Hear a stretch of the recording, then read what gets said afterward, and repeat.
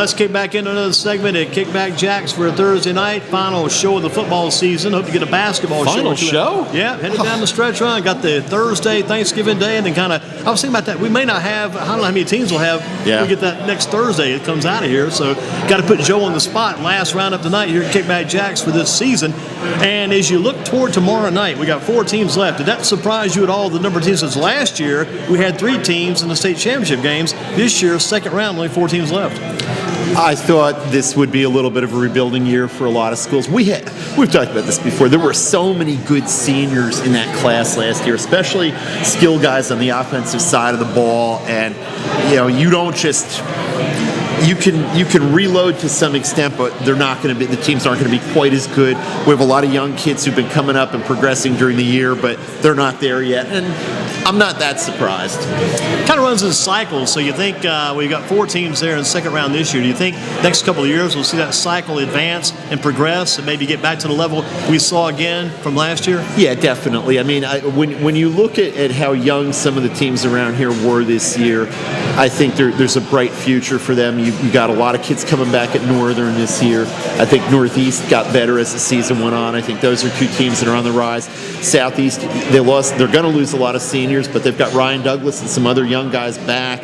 That program seems to be trending upward. Dudley's not going anywhere. If they've gotten to the second round, the Panthers, with all of the injuries that they have this year, and all the young kids that they're playing right now because of those injuries, they're going to be very strong next year. Page isn't going away. Yeah, you lose some key guys on defense, but that offense is very young. And you got that Mendenhall feeder program just keeps plowing right through and delivering guys to Page on a platter. For sure. How is it in basketball? How is it in basketball that we're able to maintain a similar balance of teams going to the final championship games, and even in boys basketball, when so many guys have left and gone to the private school level? I mean, in basketball, we had 2 teams play for championships last year. Yeah. Southwest got the championship, and Eastern Guilford played a heck of a game. Yeah, against a very good Cox Mill team. Who just got better. Leaky Black is back. Yeah, Rashawn Black. Oh, man, that's crazy, man. He's back. But anyway, how is the basketball teams able to maintain that ability to get back and be in these finals like the football teams did?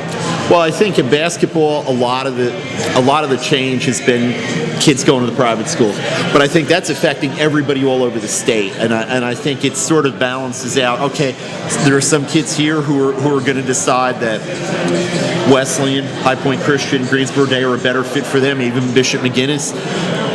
It's going on all over the state. In football, I don't think we lose as many kids here because we really only have High Point Christian among the private schools, and they haven't. I don't think too many of the kids who've been big stars for High Point Christian in football were going to be great players at the schools that they left. I think that's a big part of it.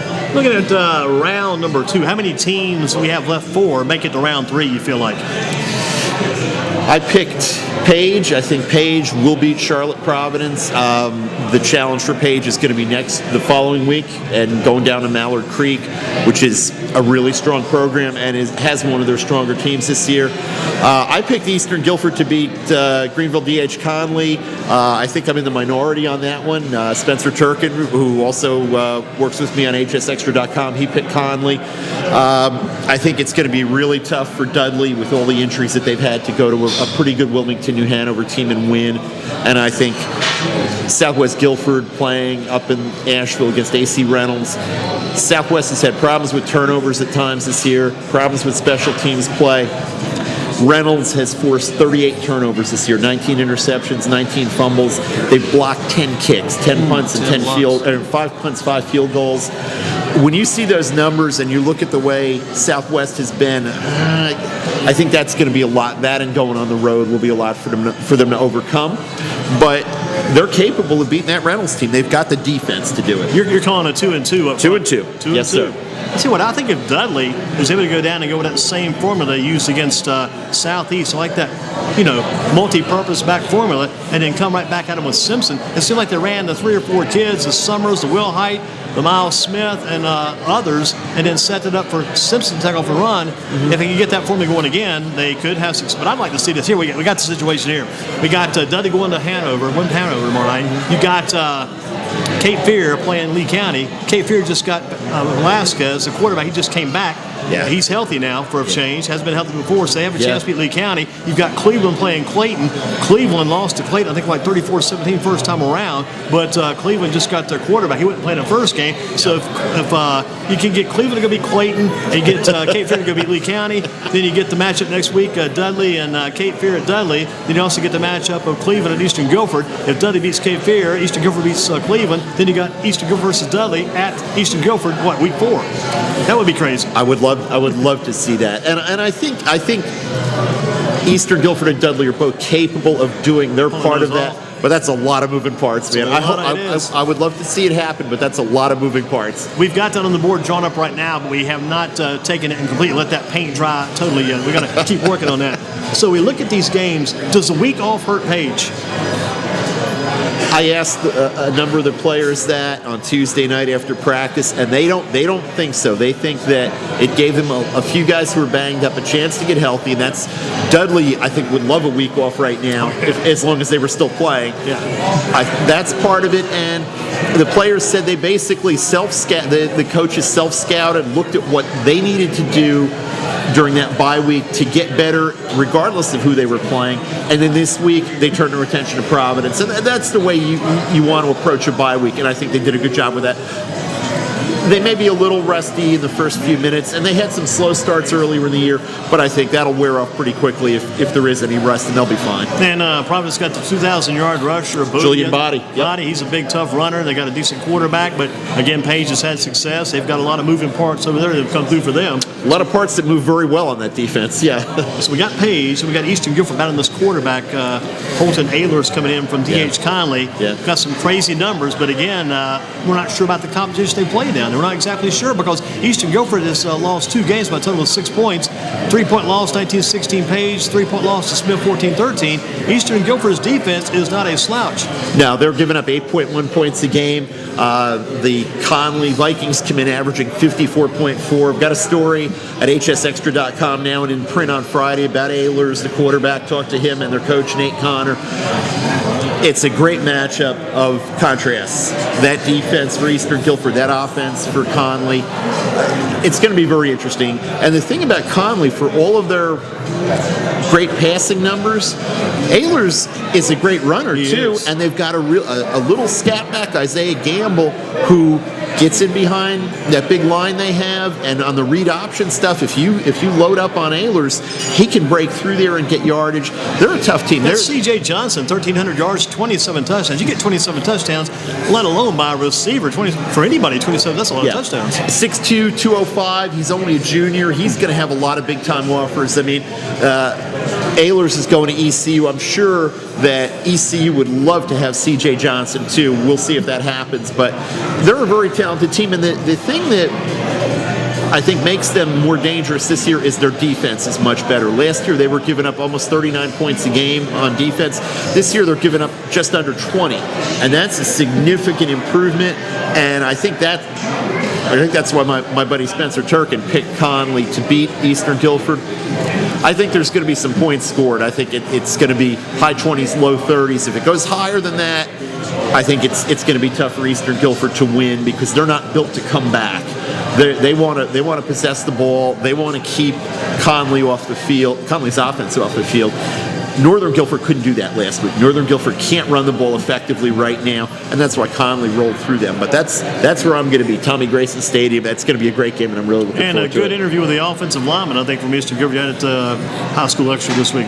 Wesley Alderman, the guard. I mean, they're a good group, and you know what you're getting with the Doug Robertson team. They are going to be physical, and they're going to be sound, and they're going to be good on the lines. He's a line guy. He coaches their JV offensive line, and he knows what's going to win games. And the Conley coach, Nate Connor, told me the same thing. He said you can look at our numbers on offense, but he said this game is going to be one up front on both lines. And again, at Southwest Guilford, the defense has been popping all year long. They probably have scored a lot of points, but maybe almost as much on defense as they have on offense. There was certainly the case against Dudley, and it was a factor last week too in their first round win. So their defense has to play a near perfect game again. I don't know if I'd go quite that far, but the offense can't put their defense in bad spots and give up any pick sixes or scoop and score type of plays. I mean, that's where they could get into trouble. And special teams, like I said, that Reynolds team has blocked 10 kicks. They can't afford a block punt for a touchdown. They can't afford a block field goal right back for a touchdown. If they can limit or avoid those kind of plays, I think their defense is good enough to win. And the offense has got to be moving that ball to put themselves in position where they're backing the team up, Sure. where they put the pressure on the punter or on the kicker in that same situation. Exactly. Talked about the Dudley a little bit, what they need to do. Dudley defense has been strong all year long. I think those linebackers last week, Johnson and Davis, and then the guys up front, you had Pope who got hurt, but if he's healthy, you got Shannon. You got that guy, that Stewart kid, number 51 last week. He just planted. One time he planted Ryan Douglas, and I thought it was going to be like a new Ryan Douglas tree growing. He threw him in the ground so hard. Yeah, Durante Davis, and Landon Johnson have grown up before our eyes this season. They're replacing two great players, Patrick Connor and Nigel Peel, and those two kids have really grown into those roles, and they're going to be very good next year. Little different kind of player. They're not as big as Peel and Connor, but I think they're quicker, and that's their stock and trade is their speed. Shannon has been last man standing with all the injuries they've had on the defensive line. He's been a rock. And Peyton Page, a freshman, has really done well filling in there. You got to love his future, and I'm sure he's going to get some offers or interest after this season already as a freshman based on the film of what he's done. Hickory Ridge, 10-2 at Southpaw, will win in 10. Will this game help change the course of nature for the state association? Will it be a precedent so in the future, when you got a split conference, you don't guarantee the number one team? Only a two-team conference gets an automatic bid into the playoffs and gets a bye in the first round and a home game in the first round. Could this not set a precedent? Maybe with the state association, could they see this? Maybe into the bylaws, write something a little bit different there. You would think.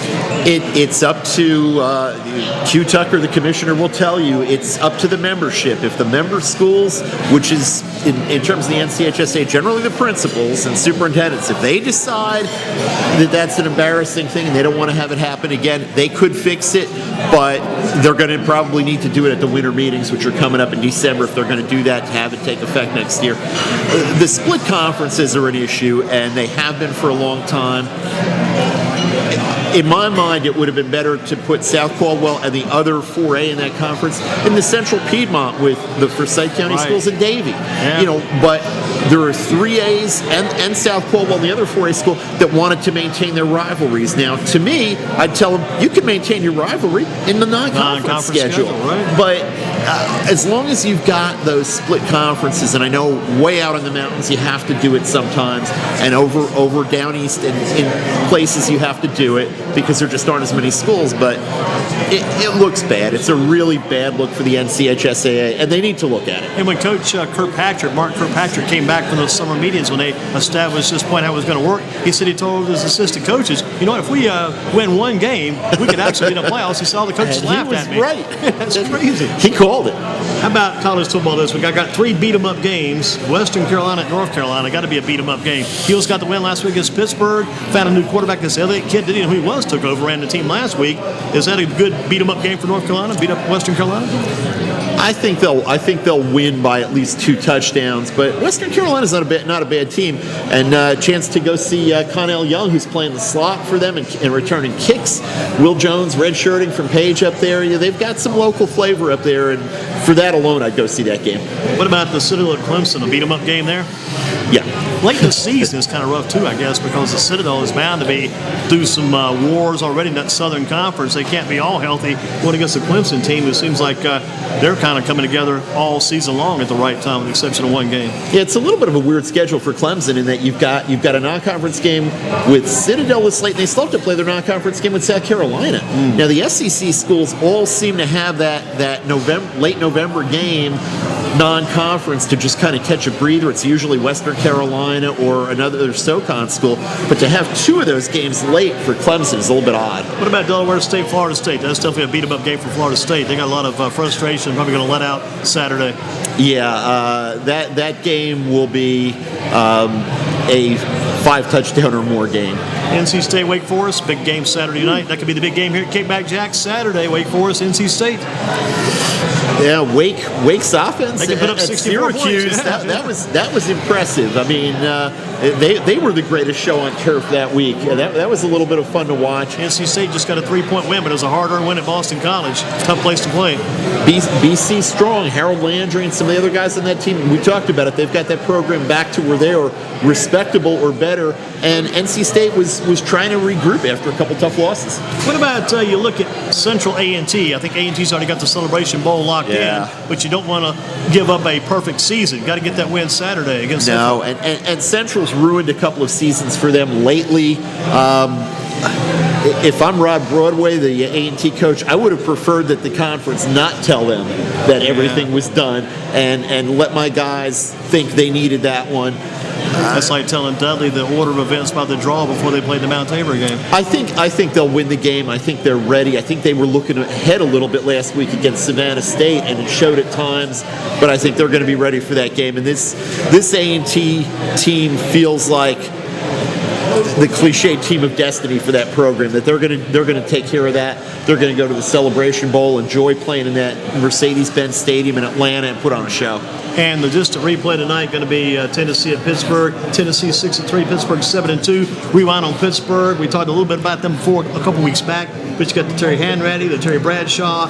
You got Franco. The guy that was Benny Cunningham. A lot of people forget. But there's a Benny Cunningham now with the Bears, a running back. Yep. But Benny Cunningham out of Clemson back then was a heck of a Benny Cunningham. Yeah. He made their all-decade team. He was all-pro. He played 10 years. And another guy too. We forget Donnie Shell, defensive back. Heck of a defensive back. Yeah, I mean Lynn Swan, Ron Shanklin at the receivers. I mean the linebackers, Ham, Russell. That's got to be a Mount Rushmore of linebackers, at least in the eastern part of the U.S. alone. Yep. L.C. Greenwood, Dwight White up front, Ernie Holmes, and the big center Mike Webster back in the day, and Mean Joe Green, Coca-Cola commercial. Jim Clack. Yeah, oh man, Wake Forest man. Played a little bit for them, Greensboro guy. Yes, that's right. Yeah, played at Wake Forest. Passed away a couple years ago. Passed away a few years ago, Big time guy.